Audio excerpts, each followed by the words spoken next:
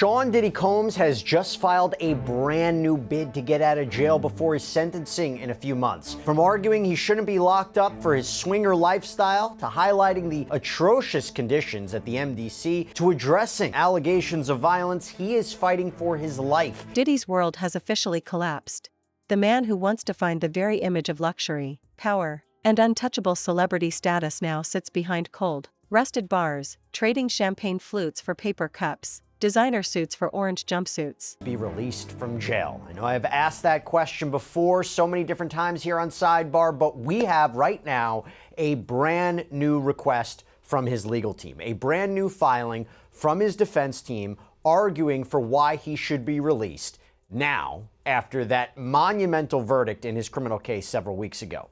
The circumstances have changed, and I will tell you what, we did an interview a few weeks back that kind of previewed why and how Combs could be released. It was a bail bondsman that is apparently working with Diddy's team behind the scenes. I'm going to get to that a little bit later, but what I want to talk about right now is this latest letter from the defense to the judge overseeing this case, Judge Arun Subramanian. Remember, this comes after a jury of Combs' peers found him not guilty of racketeering conspiracy, not guilty of 2 counts of sex trafficking, but they did convict him of 2 counts of transportation to engage in prostitution. He's set to be sentenced on October 3rd. Technically, he could face up to 10 years in prison on each charge. Highly unlikely. Think maybe you might be looking at somewhere to 2 to 5 years potentially, but he could also get time served and be released, although that also seems unlikely. I'll talk about that a little bit later too. But initially, after the verdict, right after the verdict, his defense team petitioned the court that he should be released. He was just acquitted of some very serious charges. The judge denied it. The judge denied Combs bail once again. And remember, this comes after he was rejected bail multiple times since he was arrested back in September of 2024, highlighting the severity of the charges, the violence, and so forth. But now, this is different. Now, what is the defense arguing? I'm going to go over all this in the new letter. I'm going to give my take at the end about whether or not it's going to be successful and whether or not he will actually be released before sentencing in October. So, the defense begins by arguing that Sean Combs should be released in advance of sentencing, and the court has the power to do this, they have the authority, among other things, because you can clearly show, quote, that there are exceptional reasons why such person's detention would not be appropriate. So, what are those exceptions? What are those reasons? What are those circumstances that are exceptional? They highlight several things that we're going to get into. That the charges he was convicted of, we're going to call them the Mann Act violations, that's what it's called under the law. They're not as severe, they're not as egregious as other convictions in other cases. That the sheer fact that he's locked up at the MDC, the Metropolitan Detention Center, for the past 11 months, that in and of itself is a reason for him to be released. These are all exceptional circumstances, and I'm going to get into all the arguments.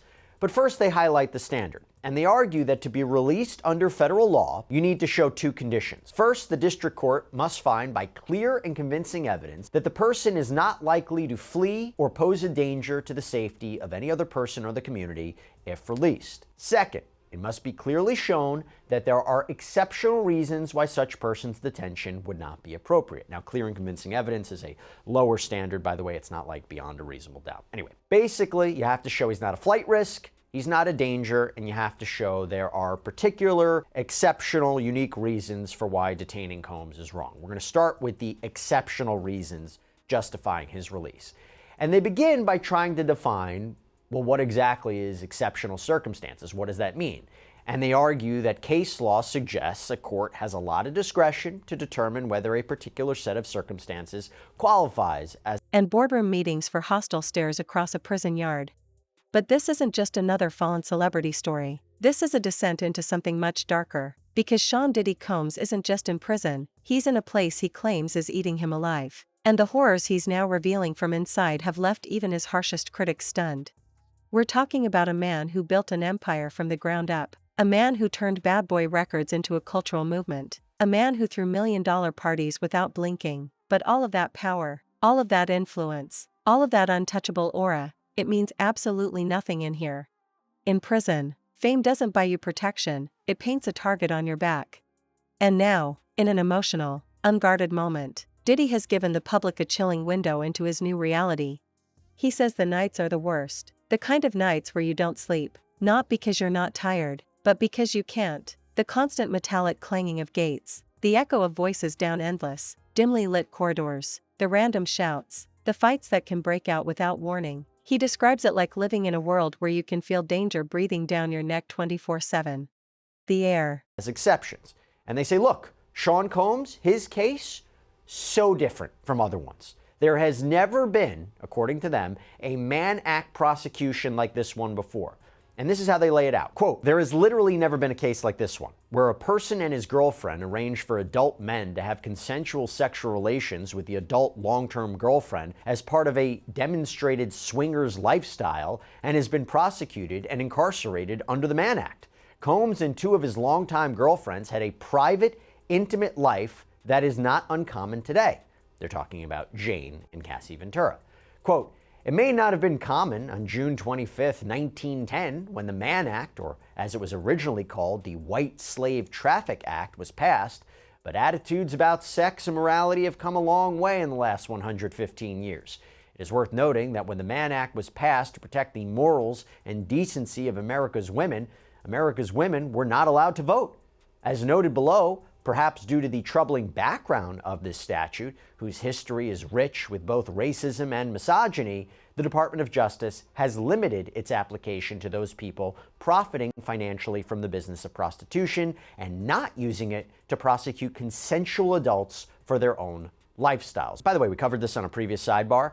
The defense made an argument months ago to have these charges thrown out, called it basically racially motivated, that it was strange that it was being used against a successful black man. At threesomes, Miss Ventura consistently expressed interest and enthusiasm in her intimate life with Combs, including what they called freak-offs.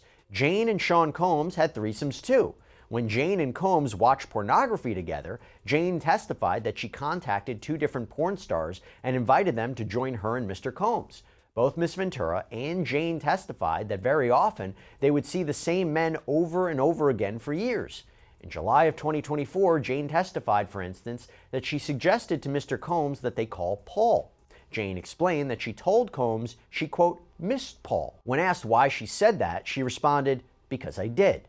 This was a lifestyle, one that both Miss Ventura and Jane chose, one they all, as grown adults, had a right to choose. Like many aspects of sex and intimacy, it was not without its complications, its bouts of jealousy, and at times, its frustrations.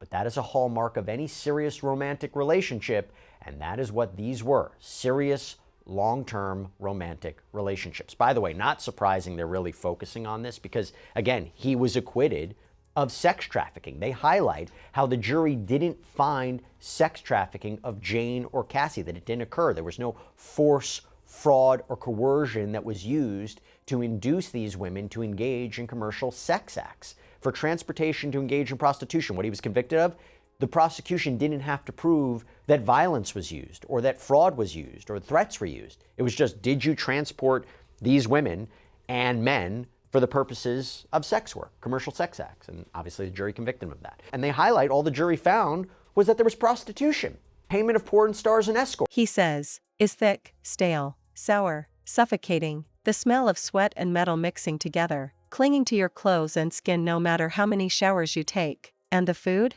If you can even call it that, it's cold, bland, and barely enough to keep you going. He claims the portions are so small, he's lost weight faster than he ever thought possible. But those are just the physical details. What really haunts him are the eyes.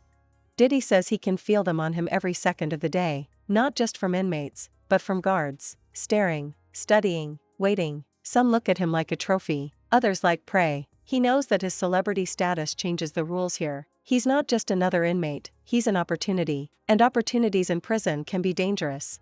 Within his first week, he says tensions escalated. Someone tested him, cornered him, made threats. It didn't turn violent, but it was close enough that the administration decided to move him. That was when he learned something the hard way. In here, you don't get second chances. A wrong word, a wrong look, and you could find yourself in the middle of some.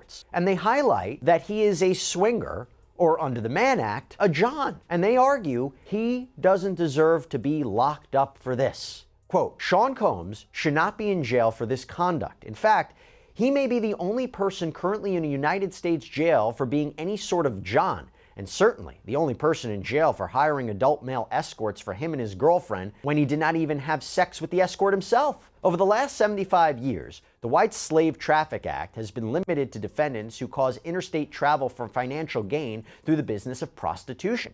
That Sean Combs remains in jail for being convicted of being a customer of consensual adult sex services makes this case truly exceptional. Not only is prosecuting the users of adult prostitution services inconsistent with the Mann Act, it's inconsistent with the prosecution policies of the district attorneys of Manhattan and the city attorney of Los Angeles, California, two of the three locations where this prostitution allegedly took place. In addition, Mr. Combs is incarcerated while everyone else involved in this identical conduct, his girlfriends, the cowboys, the agency leaders, the porn stars, and others, walk free, as they should. If there was ever a fact pattern that was exceptional under the Mann Act, it is this one. And then they move on to another argument, that the Department of Justice, the DOJ, has usually only charged Mann Act violations when there's financial gain. And they even cite a number of cases in the Southern District of New York, where Combs was prosecuted, that apparently involved defendants that set up a prostitution business for profit. Again, trying to distinguish between Combs' conduct and these cases. He never did any of this for profit, they argued. And they even cite the 1953 U.S. Attorney's Manual that says, quote, as a general rule, prosecution should not be instituted in the so-called non-commercial cases. And they claim the Department of Justice manual today, quote, makes clear that the prosecution of customers involved in an 18 U.S.C. 2421 offense, like Mr. Combs here, is now limited to prosecuting those who engage in commercial sex with victims of sex trafficking, in addition to those who otherwise perpetrate or facilitate human trafficking offenses. And in the absence of any sex trafficking charge, however, it is clear that the standalone Mann Act counts never would have been prosecuted. That seems true. I think you ask any legal expert, they will say if all the government had against Sean Combs was the transportation to engage in prostitution charges, just the prostitution charges, they probably wouldn't have gone after him. They coupled it with racketeering and they coupled it with sex trafficking. I agree with that. I don't think that they would have gone after him just for that. Anyway, the defense highlights how modern day prosecutions of Johns is really when you're talking about exploiting vulnerable foreigners who don't speak English well, which again is not the case here. And they highlight how the only potentially comparable case in New York is where you had a retired police officer and a former judge who apparently hired women to have sex with a male fraternal group called the Jesters.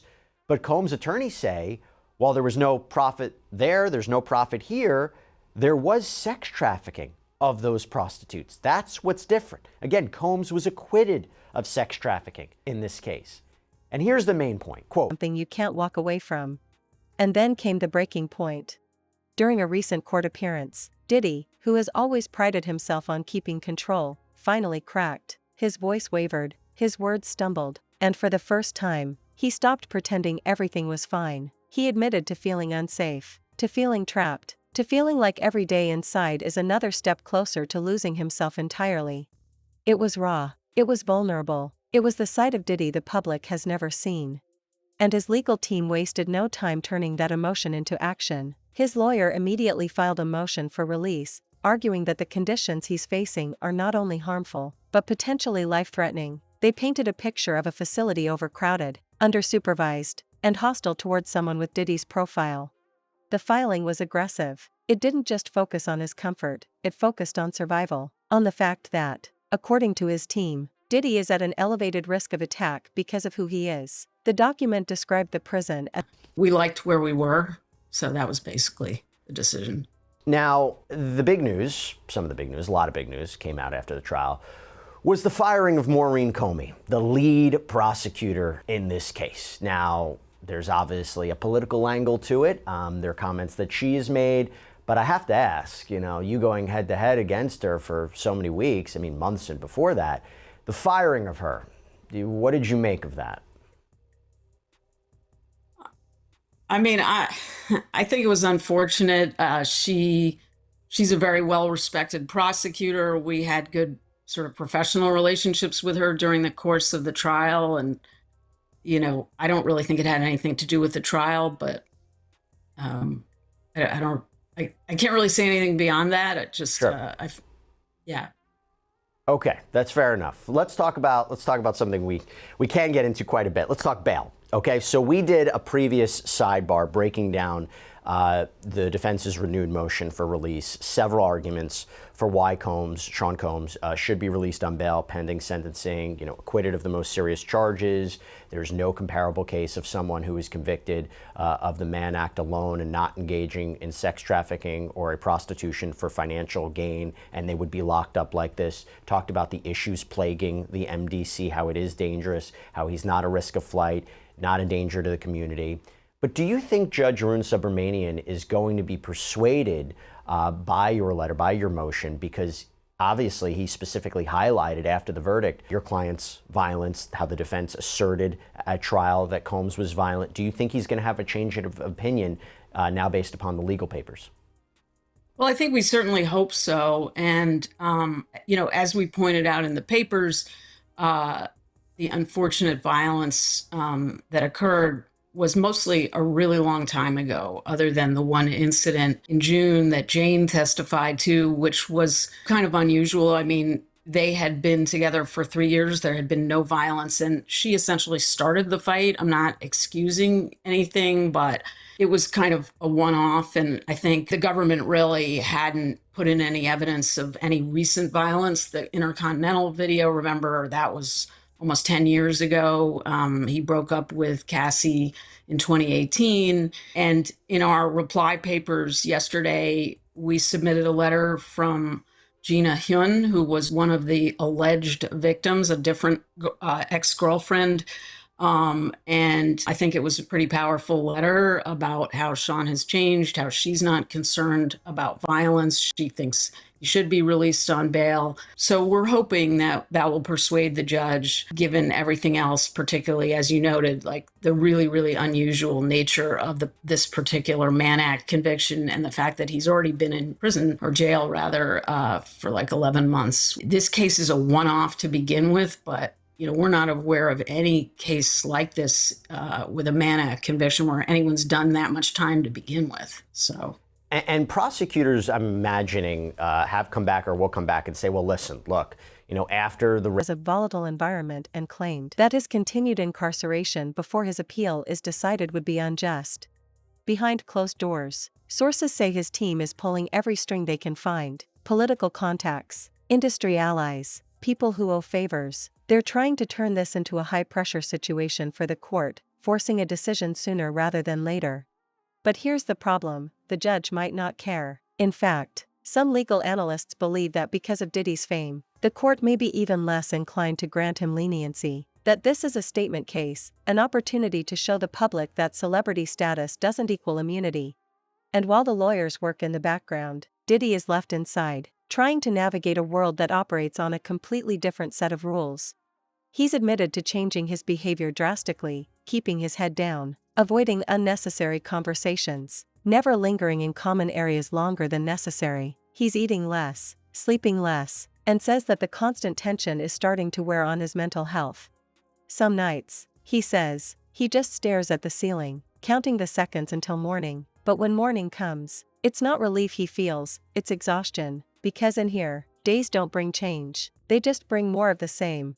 Outside, the world is watching every move. Social media has become a battlefield of opinions. Some say this is justice finally being served, that Diddy, after years of dodging controversies and accusations, is finally paying the price. Others insist that no human being raids on his property, that he engaged, or what they would say, he allegedly engaged in criminal activity and, obviously violence, they say, with Jane. But they say, look what was in his hotel room when he was picked up in New York. They made allegations of what he was trying to do while he was in the MDC, whether it was using other inmates' phone privileges to have three-way phone calls. That was litigated before trial. What would be your response to say, you make the point that he is a changed person, the violence violence that was shown during the course of this trial is from years ago. But how would you convince the judge to say, listen, we are being truthful, we are being honest, we are being forefront, that he really is a different human being? Because the judge, again, this was right after the verdict and didn't have an opportunity for a briefing schedule. How can you make the argument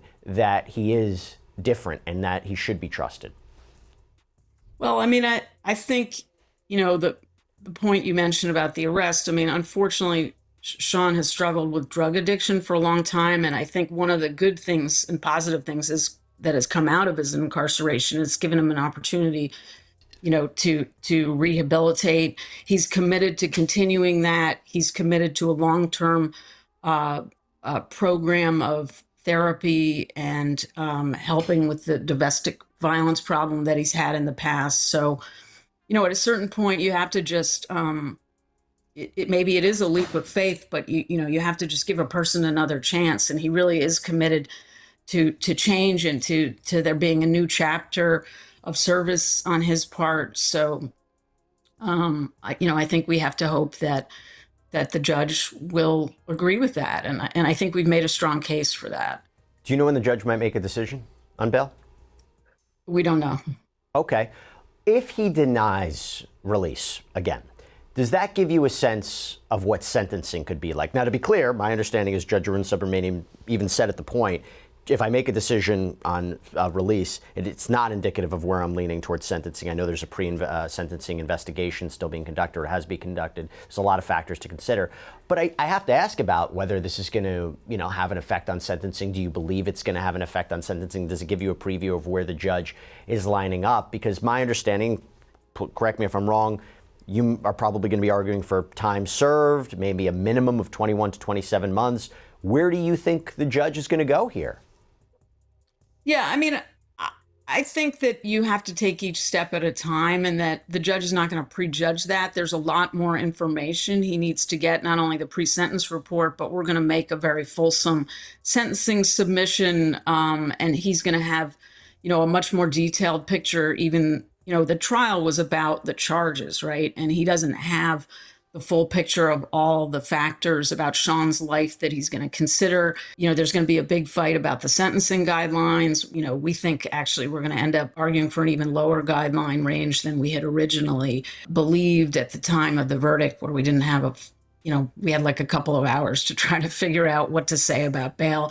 So, I hope the judge will grant bail, but I feel confident that even if he doesn't, it doesn't necessarily mean he's not going to sentence Sean to time served. He's going to take everything into account when he gets all the submissions and, guilty or not, should have to live under the conditions he's describing. The divide is deep. Live streams are breaking down every statement. YouTube commentators are picking apart his words, frame by frame, trying to decide if he's exaggerating for sympathy or genuinely living through hell. And, of course, the conspiracy theories are already spiraling.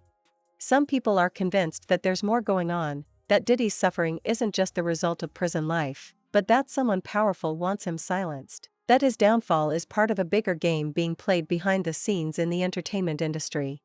Whether you believe that or not, one thing is undeniable: the man who once seemed larger than life is now living a life smaller than he ever could have imagined. The bright lights, the roaring crowds, the endless parties, gone, replaced by concrete walls, steel bars, and the sound of keys jingling on the belt of a guard who couldn't care less about who you used to be. And that's the thing about power. In the outside world, Diddy had it all. Inside, he has none. The empire he built can't shield him here. The money can't buy him freedom in the moment. The fame can't protect him from the stare of a man who sees him as nothing more than another inmate in the way. This is a war of survival now, and if his lawyer's efforts fail, if the court denies his motion, Diddy will be forced to adapt to this world, or be crushed by it. The clock is ticking, and for the first time in his life, Sean Combs has no control over where it stops. Because in here, you don't get to set the rules, you just hope you live long enough to see the day you can walk out. Moreover, the cases which involve defendants similarly situated to Mr. Combs have been released on bond pending sentencing. In reviewing the cases across the country where the primary or sole conviction was for a violation of 18 U.S.C. 2421, the defendants who were not charged with running a prostitution business have been released pending sentencing. And then Combs' attorneys make another argument for why Combs' conditions are exceptional. And it's about him being locked up at the MDC. They say that a district court judge in the Southern District in another case basically said how bad the MDC is. As Judge Furman noted, the state of affairs at MDC is unacceptable. In so noting, Judge Furman concluded that the conditions in the MDC qualify as exceptional reasons under the statute justifying, and this was the defendant in this case, Chavez's continuing release. Judge Furman found that the conditions at the MDC are, quote, dreadful in many respects, but three warrant particular emphasis. 1. Continued reports of inordinate periods of lockdown. 2. Claims that the facility provides inadequate and or substantially delayed necessary medical care, a particular risk in this case. And 3. General issues about the conditions at the facility. These conditions have not abated in Mr. Combs' detention at the facility. As the court is aware, during Mr. Combs' incarceration at the MDC, the facility was subject to an interagency sweep that was designed to achieve our shared goal of maintaining a safe environment for both our employees and the incarcerated individuals housed at MDC Brooklyn. They're actually quoting what the rationale was. In other words, there is a significant issue at the MDC related to the safety of employees and incarcerated individuals that require outside law enforcement action from multiple agencies to address. Importantly, MDC, as a jail, has a significant law enforcement presence within its walls 24 hours per day that are equipped with investigatory and often unregulated authority. Thus, the requirement of outside law enforcement agencies to ensure safety within the MDC is an admission that serious violence, mayhem, and chaos is occurring within the MDC that requires more than a Band-Aid raid, but rather surgery. Indeed, we are aware of ongoing threats of violence and actual violence in the facility such that Mr. Combs' safety is constantly at risk. And they go on to argue, though Mr. Combs has been a model inmate for his nearly year-long period of confinement, the violent conditions are still very much a concern for Mr. Combs and is an unnecessary confinement risk given the clear precedent of multiple similarly situated Mann Act convictions where defendants were released on conditions.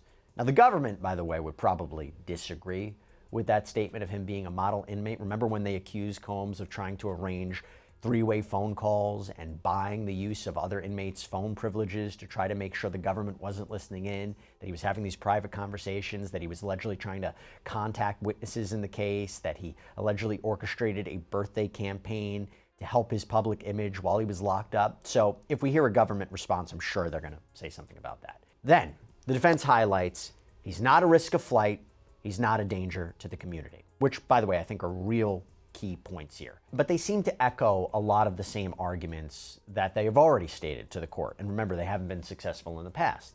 That he voluntarily came to New York last year to surrender himself. Long enough to dismantle a career, long enough to sever ties with business partners, long enough to strip the name Diddy of the power it once carried. And in that moment, for perhaps the first time in his life, Diddy looked small. His usual expression, half smirk, half calculated cool, was gone, his lips pressed tight, his eyes locked on the judge as if sheer willpower could change the outcome. But no matter how much influence he once had, this was a game he could no longer control. The people who had followed this case from day one knew what they were seeing. This was the moment when a man who had built his empire on control lost it completely. The prosecution had built their case meticulously. They dug deep into years of rumors and whispers, the kind of stories that floated around the music industry but never made it into the mainstream. They brought forward witnesses who had been silenced for too long, presenting not just words, but records, photos, and patterns of behavior that painted a chilling portrait. They showed how Diddy's fame didn't just open doors, it gave him immunity. For years, he had been shielded by the machinery of celebrity culture, friends in high places, PR teams who could spin a hurricane into a light breeze, lawyers who could stall, delay, and bury cases until the public forgot. But the problem with living above the law is that when you fall, the drop is much further, and much harder. The defense did what they could. They tried to humanize him. They spoke of his contributions to music, his philanthropy, the people whose lives he had touched in positive ways. They pointed to the empire he built from nothing, to the jobs he created, to the legacy that had inspired millions. But all of that crumbled under the weight of the evidence. The judge wasn't here to talk about platinum records or Forbes lists. They were here to deliver justice. And when the sentence came, the room seemed to inhale all at once. You could hear the shuffling of papers, the scribbling of pens. You could see people glancing at one another, silently asking, did that just happen? Diddy didn't move, didn't flinch. Maybe he was in shock. I've got a lot of confidence that the judge is going to be fair and not prejudge the situation. And you also have this motion for judgment of acquittal, that the Mann Act convictions should be tossed out, Combs be granted at a minimum a new trial. Number of very interesting arguments that are present, and it's basically that there has really never been, as we've talked about, a prosecution conviction on a Mann Act like this, that Combs wasn't profiting off of the business. They were all consenting adults that were involved. The jury didn't find that there was any sex trafficking, that this isn't even prostitution per se, it's more voyeurism, that the intent wasn't for people to travel for sex for money, but paid them for their time. They were all having a good time. There's a First Amendment argument that the freak-offs and the hotel nights were performances that were videotaped so he could watch them later. It's amateur pornography. There's an argument that he was prejudiced because of all the other evidence that came in to prove RICO or sex trafficking, but would never have come in if this was merely a prosecution for the Mann Act violations. Specifically, we talk about the Intercontinental Hotel footage. But couldn't the counter argument be, if you look at the text messages and voice notes and the travel, hotel, the payment documentation, that these charges, the Mann Act charges, could have been proven based on that evidence alone and not anything else about racketeering or sex trafficking? Well, I think that goes, I don't agree with that. I think that, as we argued in the papers, the government didn't really show that the purpose of the travel was to have sex for money, and that in fact all the testimony and a lot of the other evidence showed that the men were being paid for their time. But even if we were wrong about that one, we have a number of the other arguments that you mentioned that really aren't undermined by those records. So for instance, one of our main arguments is that this statute, which used to be called the White Slave Traffic Act, it has this long history, but even with this long history, it's never been applied to a case like this. The term prostitution in a lot of states doesn't include this conduct, even if someone's being paid. If the person making the payment is paying essentially to observe other people having sex, that's not prostitution. So we've got the First Amendment argument, as you mentioned, and the new trial argument. So all of those arguments, I think, are independent of, the issue you raised, which, so we think we have a really strong motion. And so we're hoping the judge will agree. We'll see. So just to be clear, I'll list out a couple of things that stood out to me when we were watching the trial. There was apparently this voice message that was played from Combs to Paul, right, one of the purported sex workers. Hit me up when you close. There was a voice message. Hey, Jess, I need to get him from Atlanta to here. Let me know. Hit me up. There was a message from, I think, Combs to Christina Courtroom. Can security bring me 5,000? There was another audio message to Jane. I sent you 15K, baby girl. There was another one to Frank Rodriguez. Frank, make sure that room is set up right. So in other words, you could look at this and say, and the argument is, even despite all that, it's paying people for their time. It's setting up, let's say, amateur pornography. What makes this not? Was trying to process the fact that this time, there would be no fixers to make it all go away, no well-placed phone calls to get the charges dropped, no last-minute settlements to avoid a headline. This was different. This was final. Outside the courthouse, the news spread like wildfire. Social media exploded. Clips of the sentencing were posted within minutes. Memes appeared almost instantly, but for every joke, there was someone else saying, finally, 4 years. People had been calling for accountability, and now, it seemed, they had it. The reality, though, is that this isn't just a personal loss for Diddy, it's the dismantling of an entire empire. Bad Boy Records, once a symbol of dominance in hip-hop, now carries the shadow of scandal. The business deals that once lined his pockets are now liabilities. Partners are pulling out. Contracts are being reviewed. Investors are distancing themselves. Even more than the prison sentence, it's the collapse of relevance that might hit Diddy hardest. He's a man who's thrived on being in the center of the action. Every major event, every award show, every high-profile party, he was there. Now, the invitations will stop coming. The phone calls will slow. The same media that once praised him will turn their attention elsewhere. And let's not forget, prison changes everything. This isn't house arrest in a mansion. This isn't a luxury retreat. This is the reality of being told when to wake up, when to eat, when to move. It's a world where none of his connections, his money, or his past achievements matter. It's a world he has no control over. You can't help but wonder what's going through his head. Is he replaying the decisions that led him here? Is he thinking about the people who stood by him and the